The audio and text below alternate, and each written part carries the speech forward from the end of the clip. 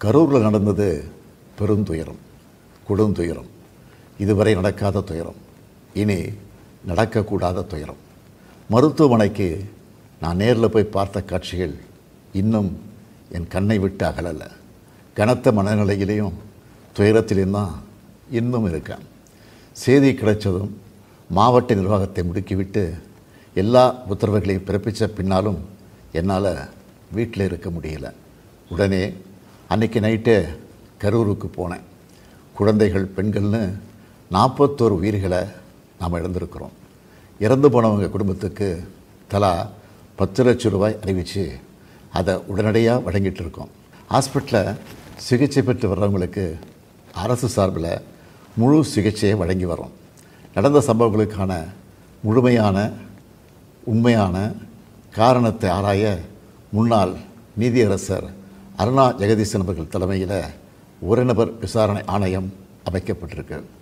ஆணையத்தோட அறிக்கை அடிப்படையில் அரசோட அடுத்த கட்ட நடவடிக்கையில் இருக்கும்னு உறுதியளிக்கிறேன். இதற்கிடையே சோஷியல் மீடியாவில் சிலர் பரப்புகிற வதந்திகளையும் பொய் செய்திகளையும் பார்த்துட்டு தான் இருக்கேன். எந்த ஒரு அரசியல் கட்சி தலைவரும் தன்னோட தொண்டர்களும் அப்பாவி பொதுமக்களும் இறக்கிறத எப்பொழுதும் விரும்ப மாட்டாங்க. இந்த சம்பவத்தில் உயிரிழந்தவங்க எந்த கட்சி சார்ந்தவங்களாக இருந்தாலும் என்னை பொறுத்த வரைக்கும் அவங்க நம்மளோட தமிழ் உறவுகள். எனவே சோகமும் துயரமும் சூழ்ந்திருக்கக்கூடிய இந்த நிலையில் பொறுப்பற்ற முறையில் விஷமத்தனமான செய்திகளை தவிர்க்கணும்னு கேட்டுக்கிறேன்.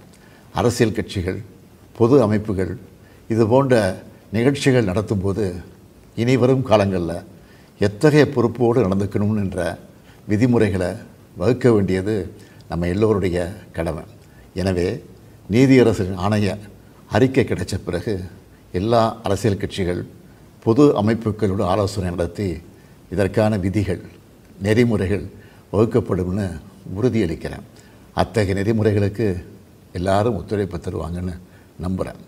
மனித உயிர்களே எல்லாத்துக்கும் மேலானது. மானுடப்பற்றே அனைவருக்கும் வேண்டியது.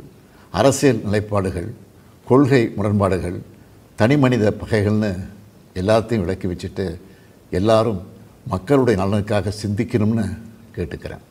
தமிழ்நாடு எப்போவுமே நாட்டுக்கு பல வகைகளில் முன்னோடியாகத்தான் இருந்திருக்கு. இதுபோன்ற நிகழ்வுகள் இனி எந்த காலத்திலையும் நடக்காமல் தடுக்க வேண்டியது நம்ம எல்லோருடைய கடமை. நன்றி, வணக்கம்.